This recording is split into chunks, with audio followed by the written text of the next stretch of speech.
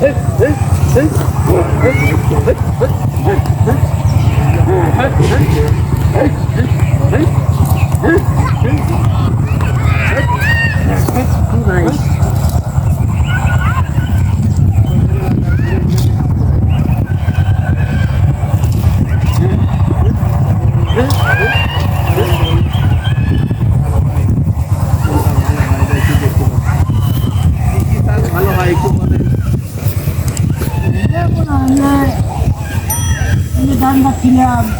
অভ্যেস করে ছিল যে পাকা পড়া মনে হয় যে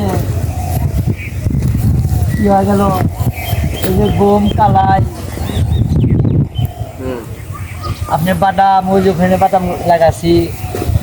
আপনি লাগাইছেন? হ্যাঁ আমি লাগাচ্ছি।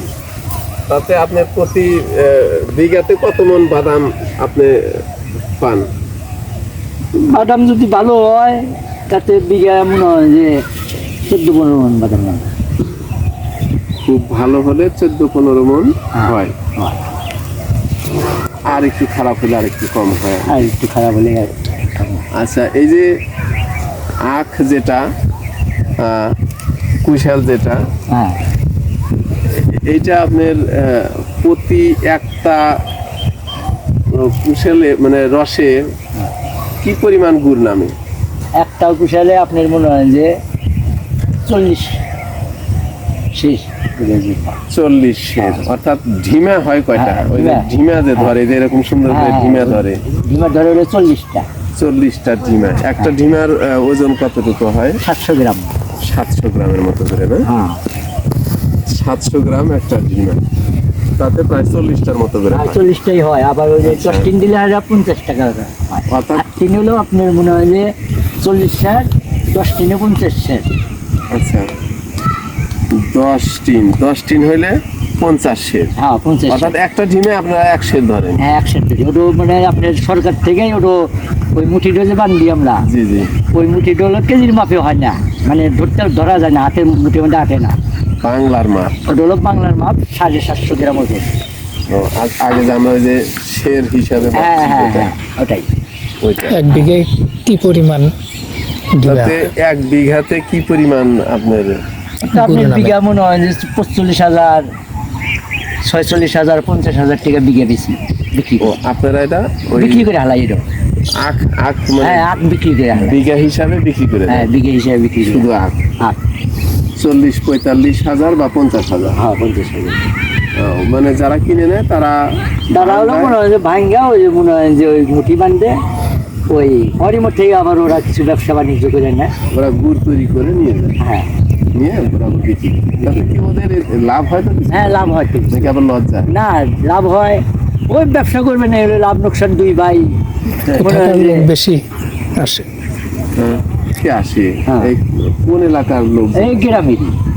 ও এই গ্রামেরই? হ্যাঁ এই গ্রামে। দূর থেকে আসে না? না দূর থেকে আসে না। দূর থেকে আসার মধ্যে আপনার ওই যে বানবাজার চরে ওই ওই দিকে আজ বড় তো ওইদিকে আপনার ফাঁকে থেকে।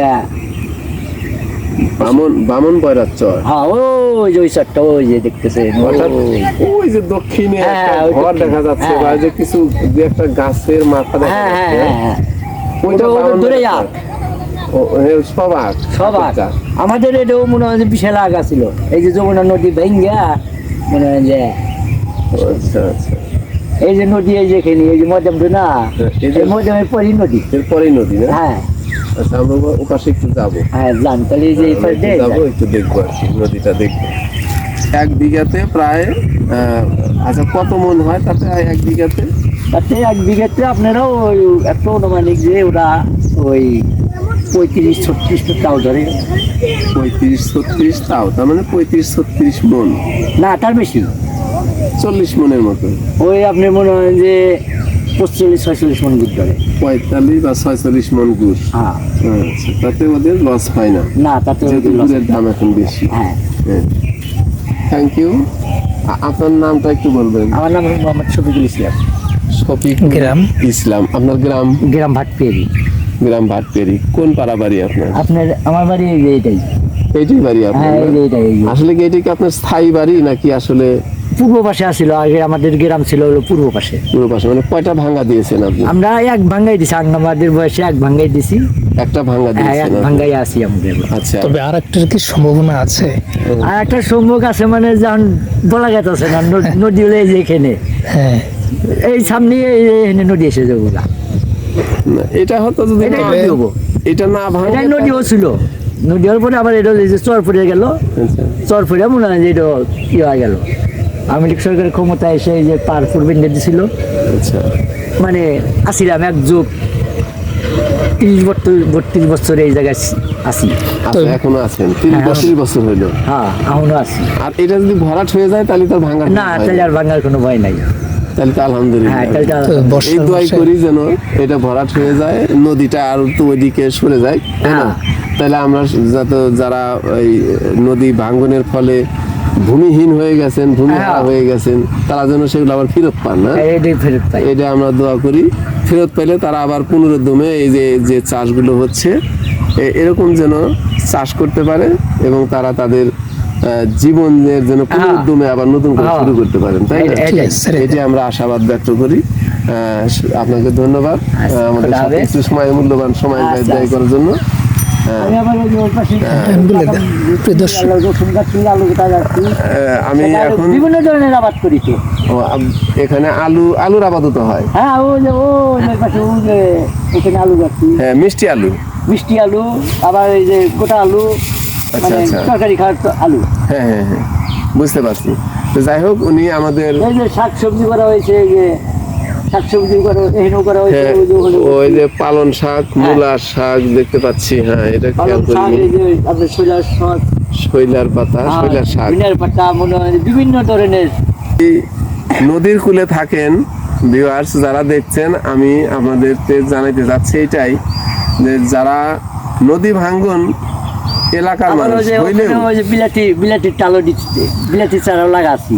বিলাতির চারা লাগাইছে। হ্যাঁ, মানে বিলাতির টালও দিছি ওটা। যারা নদীর পাড়ে থাকেন অনেকেই বলেন যে প্রতি বছরে নদীতে বাড়ি ভাঙে, তারা কেন ওখানে বাড়ি ভাঙানো অবস্থায় থাকে? তারা কেন এসে স্থলে বা এই শহরের আশেপাশে এলাকায় কেন তারা বাড়ি ঘুরে থাকে না? তারা কেন ওখানে থাকে? কিন্তু আসলে এখানকার স্বাদ আলাদা। হ্যাঁ, এখানে এখানে শাক মানে ওই যে আমাদের বর্ষার সময় দেখা যায় যে একটু ধরে পানি হওয়া যায় না। হ্যাঁ, ওই যে নৌকা দিয়ে পারাপার ওই দেখা যায় যে 1 মাস কষ্ট হয় আমাদের।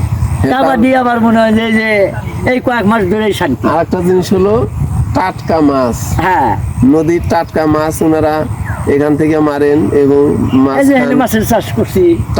টাটকা শাকসবজি, এই যে মাছ চাষি। মাছের চাষ করা আছে এর ভিতরে। এগুলো কি আপনারাই চাষ করতেছেন? হ্যাঁ, এই যে ওনারাই চাষ করছে, এই যে দেখেন এই যে ওই যে মাছের যে চাষ, ওই এই যে যে পাহারা দেয়। তোলা হইলো, মানে পাহারা দেয়। ওর দেওয়ার জন্য, এর মানে ভিতরে মাছ। যাতে চুরি করে মেরবেন না পারে। কি কি মাছ আছে এর ভিতরে?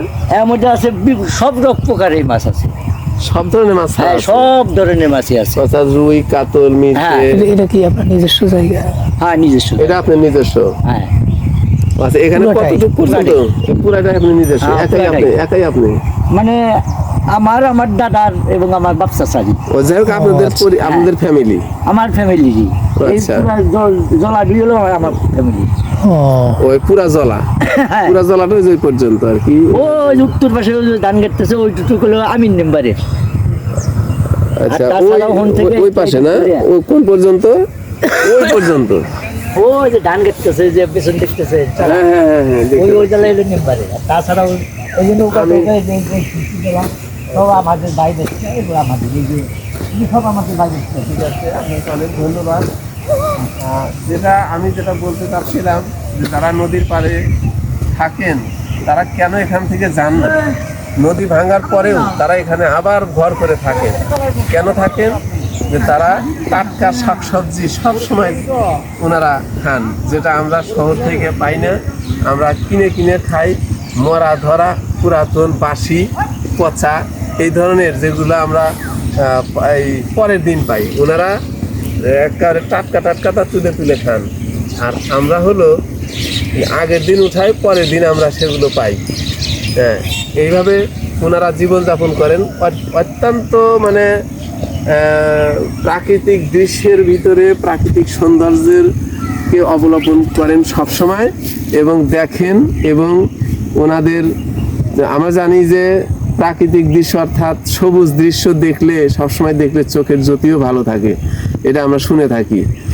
তে ওনারা এটাও দেখেন, সবসময় সুন্দর পরিবেশে থাকেন, স্বাস্থ্য ভালো থাকেন, পরিশ্রম করেন এবং ওনারা টাটকা সব কিছু খান। এই জন্য ওনারা নদী ভাঙ্গন এলাকা হইলেও ওনারা নদীর ভাঙ্গার এলাকাটা ছাড়েন না, এইটাই আমার ধারণা। এবং যেটা বুঝতে পারলাম ওই মুরব্বীর কাছ থেকেও আমরা যেটা বুঝতে পারলাম যে দেখেন মাছের চাষ, সবজির চাষ, আখের চাষ, যত ধরনের সবজি আছে সব ধরনের চাষ এখানে হচ্ছে এবং ওনারা সেটা খাচ্ছেন। আর যেগুলা অতিরিক্ত তারা বিক্রি করছেন সেগুলো আমরা খাচ্ছি। ঠিক আছে, ইনশাল্লাহ আমরা এখন এখান থেকে বিদায় নিতে চাচ্ছি। আসসালামু আলাইকুম ওয়া রাহমাতুল্লাহ।